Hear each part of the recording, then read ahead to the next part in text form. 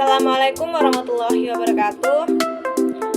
Di sini saya akan membahas mengenai perusahaan dagang. Apa sih perusahaan dagang itu? Perusahaan dagang adalah suatu unit usaha yang kegiatan utamanya membeli barang dagangan dan menjual barang dagangan tersebut tanpa mengubah bentuk fisiknya. Contohnya yaitu seperti toko swalayan, toko sembako, agen, dan supermarket. Ciri-ciri dari perusahaan dagang ini adalah yang pertama, pendapatan utamanya berasal dari penjualan barang dagangan. Kedua, biaya utamanya adalah harga pokok barang dan biaya lain-lainnya. Ketiga, terdapat akun persediaan barang dagangan. Keempat, bentuk barang yang dibeli dan dijual itu sama. Dan yang kelima, tujuan utamanya adalah mencari laba. Adapun akun-akun khusus yang ada di perusahaan dagang yaitu yang pertama, pembelian barang dagangan. Pembelian barang dagangan adalah aktivitas memperoleh barang dagangan untuk dijual kembali. Pembelian ini dapat dilakukan secara tunai maupun secara kredit. Yang kedua yaitu retur pembelian dan pengurangan harga. Retur pembelian adalah pengembalian kembali sebagian atau seluruh barang yang dibeli. Misalnya, barang yang dibeli itu rusak. Ketiga, potongan pembelian. Berfungsi sebagai tempat mencatat potongan harga yang diterima dari penjual. Misalnya, pembayaran utang yang dilakukan dalam periode potongan. Keempat, beban angkut pembelian. Adalah akun yang timbul karena pembayaran beban angkut barang dagangan. Kelima, penjualan barang dagangan. Adalah akun yang digunakan untuk mencatat penjualan barang dagangan baik secara tunai maupun kredit. Keenam, retur penjualan dan pengurangan harga. Adalah akun yang timbul karena menerima kembali sebagian barang yang telah dijual dari pembeli karena barangnya itu rusak atau tidak sesuai pesanan. Ketujuh, potongan penjualan. Adalah akun yang digunakan untuk mencatat potongan yang diberikan oleh penjual karena menerima pelunasan piutang dalam masa potongan. Kedelapan, beban angkut penjualan. Akun ini terjadi karena penjual menanggung biaya pengiriman barang sampai ke tempat pembeli. Kesembilan, persediaan barang dagangan. Adalah barang dagangan yang masih ada dan belum terjual. Adapun hal-hal yang perlu diperhatikan dalam transaksi perusahaan dagang ini yaitu cara penyerahan barang dan cara pembayaran. Dalam cara penyerahan barang ini yaitu pertama adanya perangko gudang pembeli. Syarat ini adalah penjual yang menanggung biaya pengiriman sampai ke gudang pembeli. Kedua, perangko gudang penjual. Dalam syarat ini pembeli yang menanggung biaya pengirimannya. Ketiga, free on board shipping point atau FOB shipping point. Dalam syarat ini berlaku untuk pengiriman di luar negeri dan pembeli yang menanggung segala bentuk risiko dan biayanya. Keempat, FOB destination point. Syarat ini juga berlaku untuk pengiriman di luar negeri, penjual yang menanggung segala bentuk risiko dan biayanya. Kelima yaitu Cost, Freight, and Insurance atau CIF.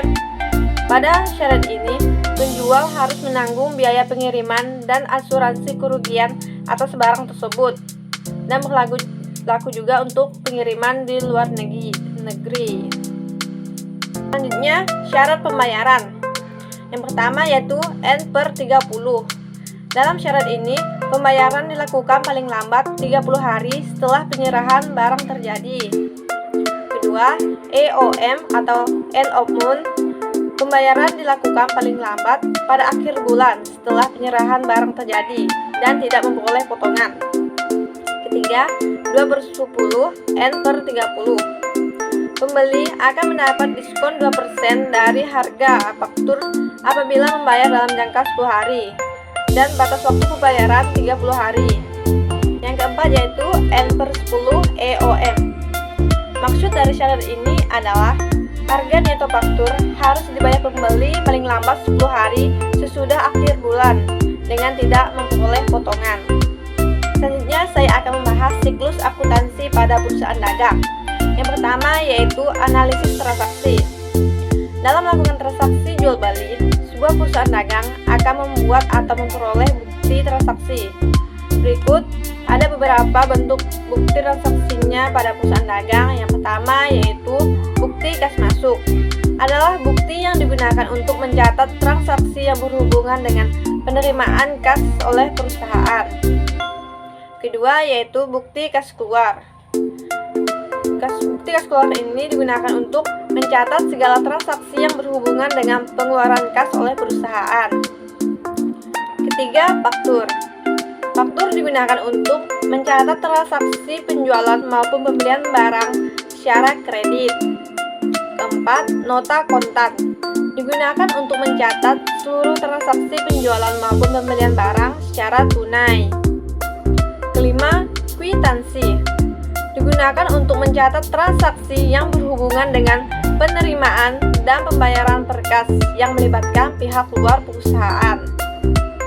Keenam, nota kredit adalah bukti yang dibuat oleh penjual dan diberikan kepada pembeli atas terjadinya retur penjualan. Ketujuh, nota debit adalah bukti yang dibuat oleh pembeli dan diberikan kepada penjual atas terjadinya transaksi retur pembelian. Setelah menganalisis transaksi, selanjutnya yaitu ke penjurnalan. Pada perusahaan dagang ini, penjurnalan terdiri dari dua, yaitu jurnal khusus dan jurnal umum.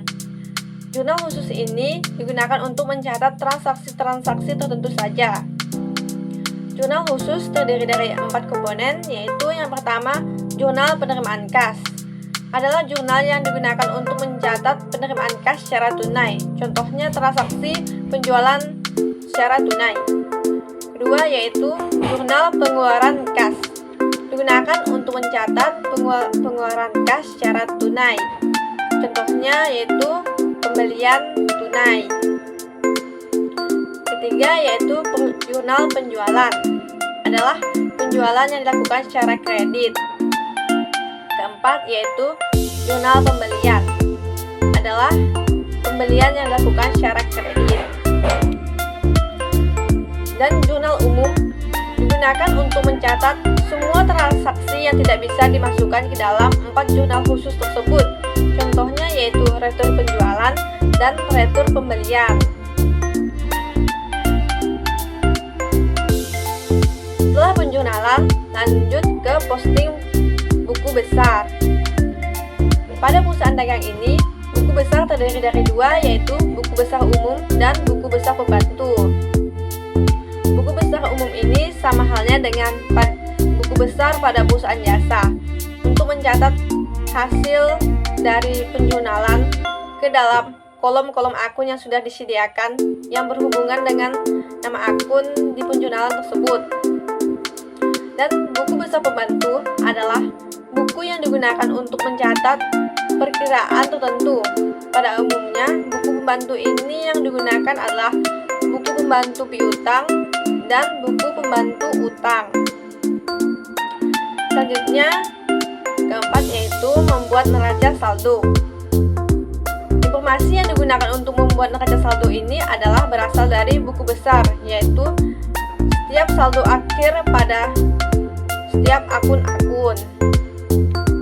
5. Jurnal penyesuaian. Jurnal penyesuaian perusahaan dagang ini sama dengan perusahaan jasa, namun ada akun khusus yang harus disesuaikan yang hanya ada pada perusahaan dagang, yaitu persediaan barang dagangan. Penyesuaian tersebut dapat dilakukan dengan metode ikhtisar laba rugi atau pendekatan harga pokok penjualan. Dapat dilihat pada gambar nama akun untuk jurnal penyesuaian dengan metode ikhtisar laba atau rugi, dan nama akun untuk jurnal penyesuaian dengan metode harga pokok penjualan sebagai berikut. Keenam, membuat neraca lajur. Neraca lajur ini merupakan alat bantu untuk mempermudah penyusunan laporan keuangan suatu perusahaan. Isinya yaitu neraca saldo, jurnal penyesuaian, neraca saldo setelah penyesuaian, laporan laba rugi, dan neraca. Selanjutnya, ketujuh, membuat laporan keuangan. Laporan keuangan ini terdiri dari 3 komponen, yaitu yang pertama, laporan laba rugi. Adalah laporan yang menunjukkan besarnya laba atau rugi atas penjumlahan pendapatan penjualan, pendapatan lain-lain, dan pengurangan harga pokok penjualan, serta beban-beban suatu unit usaha untuk suatu periode tertentu. Kedua, yaitu laporan perubahan modal. Adalah laporan keuangan yang memperlihatkan perubahan ekuitas atau modal yang terjadi pada akhir periode akuntansi. 3. Neraca. Laporan keuangan neraca perusahaan ini merupakan laporan yang dibuat untuk menampilkan harta, utang, dan modal perusahaan. Yang terakhir yaitu membuat jurnal penutup. Jurnal penutup ini adalah jurnal yang dibuat di akhir periode untuk menutup akun-akun nominal. Akun yang ditutup adalah akun pendapatan, beban, ikhtisar laba rugi, dan Praipa. Itulah siklus akuntansi pada perusahaan dagang. Selanjutnya, kita akan membahas studi kasus pada perusahaan dagang. Studi kasus perusahaan dagang. Contohnya, PD Sejahtera memulai usahanya pada bulan November 2005 yang bergerak dalam perdagangan elektronik. Berikut adalah neraca saldo selama bulan November 2005-nya. Dan berikut adalah transaksi PD Sejahtera selama bulan Desember. Setelah dianalisis transaksi, maka didapatlah jurnal khususnya. Untuk jurnal pembeliannya ada 5 transaksi sebagai berikut. Lalu untuk jurnal penjualannya ada 4 transaksi sebagai berikut. Untuk jurnal penerimaan kas ada 8 transaksi. Dan jurnal pengeluaran kas ada 7 transaksi. Dan ada juga jurnal umumnya dengan 1 transaksi dengan keterangan utang dagang di debit dan retur pembelian dan pengurangan harga di kredit. Selanjutnya memposting ke buku besar. Didapatlah akun-akun sebagai berikut.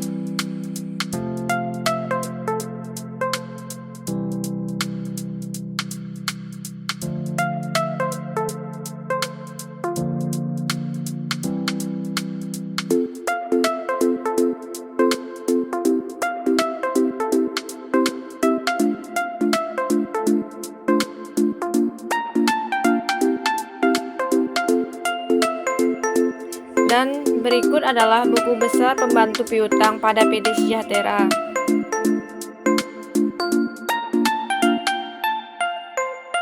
Dan buku besar pembantu utang PD Sejahtera sebagai berikut.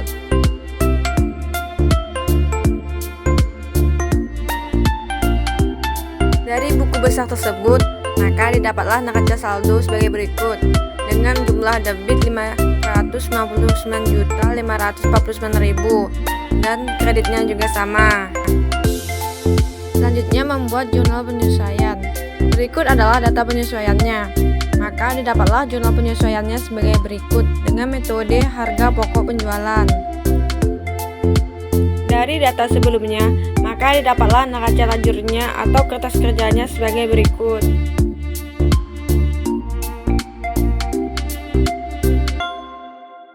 Selanjutnya membuat laporan keuangan. Untuk yang pertama yaitu laporan laba rugi. PD Sejahtera mendapat laba bersih senilai 109.824.000. Untuk laporan perubahan modalnya mendapat modal akhir senilai 168.574.000. Dan neracanya total aktiva dapat senilai 198.574.000 dan kewajibannya juga sama. Dan yang terakhir yaitu membuat jurnal penutup, dapat dilihat sebagai berikut. Itulah penyelesaian dari studi kasus perusahaan dagang.